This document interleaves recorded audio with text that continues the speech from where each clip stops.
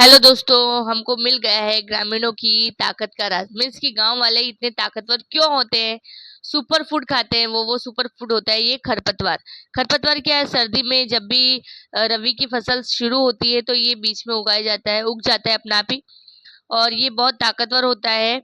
और देखो, जब भी हम कोई भी पत्तेदार सब्जियां बनाते हैं तो उसको पहले भिगो के रखते हैं 5 से 10 मिनट नमक डाल के। तो क्योंकि पत्तेदार सब्जियों में बैक्टीरिया होता है, कीड़े होते हैं, तो इसके लिए हम इसको इसको भिगो के रखते हैं।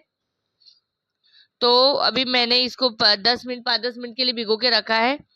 और इसको खाने से दांत, हड्डी, बाल मजबूत होते हैं। बहुत अच्छा होता है। ये 3 तरह का होता है ये खरपतवार। ये बथुआ की भाजी 3 प्रकार की होती है। एक तो लाल पत्ती होती है, एक गोल पत्ती होती है और एक पतली पत्ती होती है।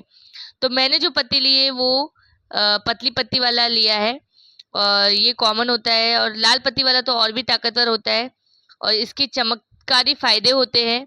बहुत अच्छा होता है ये खाने में। और ठंड में इसको ज्यादातर खाया जाता है। ये सुपर फूड माना जाता है। इस मतलब कि इसको खाने से बहुत ताकत मिलती है। और क्या क्या ताकत मिलती है ये मैं आपको बताती हूँ।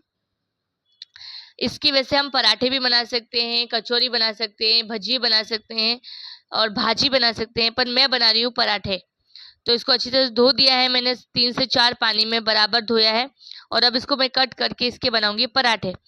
तो आप देख सकते हैं ये एक वानस्पतिक होता है ये।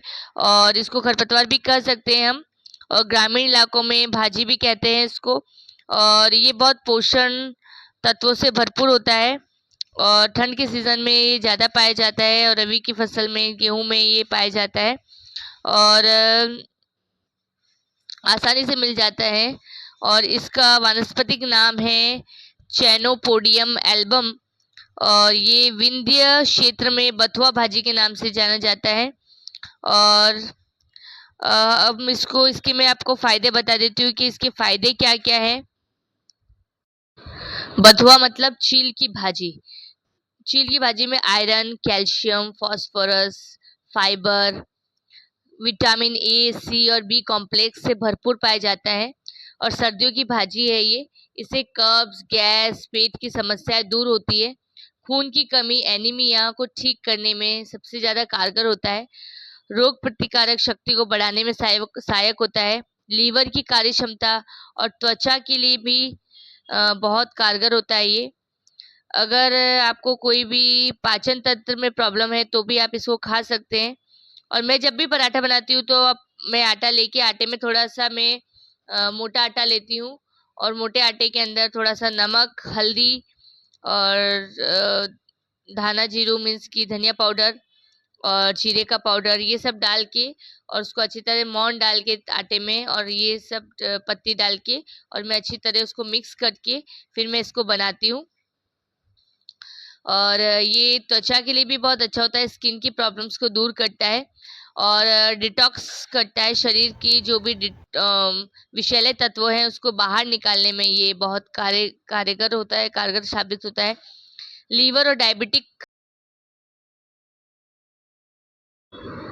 देखो, मैंने आटा रेडी कर दिया है।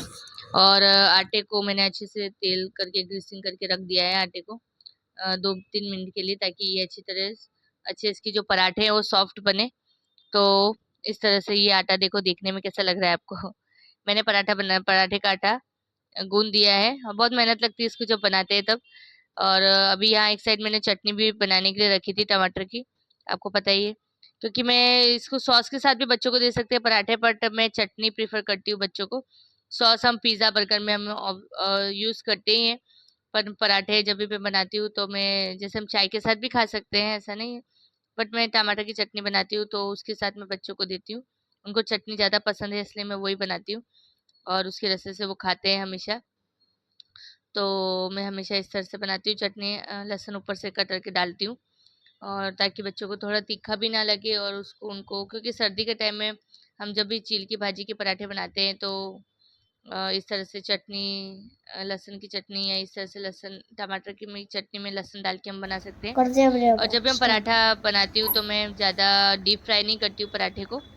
और इस तरह से मैं घी में ही करती हूँ, तेल में बहुत कम यूज़ करती हूँ।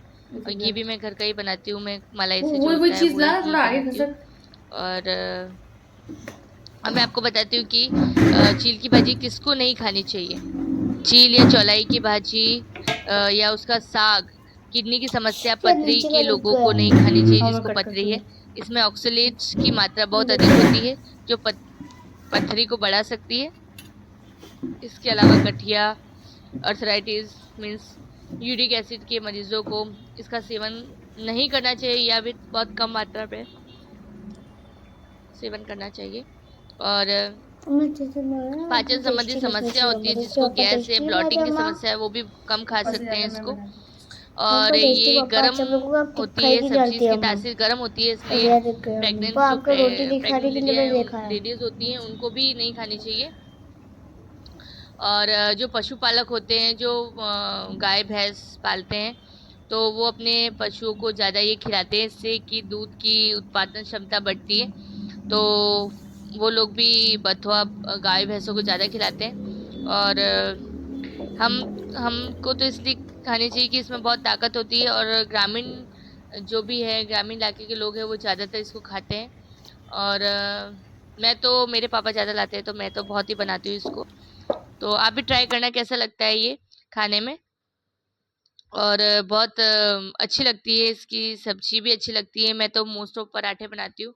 और कोई कोई इसको बाफ उबाल के और इसका जो पानी फेंक के और फिर उसके पराठे बनाते हैं, पर मैं इस तरह से नहीं करती। इसका पानी मैं बिल्कुल नहीं फेंकती हूँ और इसको इस तरह से कतर के ही मैं आटे के साथ गूंद के बनाती हूँ। तो आपको जैसा ठीक लगे आप वैसे ट्राई कर सकते हैं। और मैं तो इस तरह से बनाती हूँ। तो आपको अच्छा लगे तो आप प्लीज़ ट्राई करना। Thank you so much. Bye bye.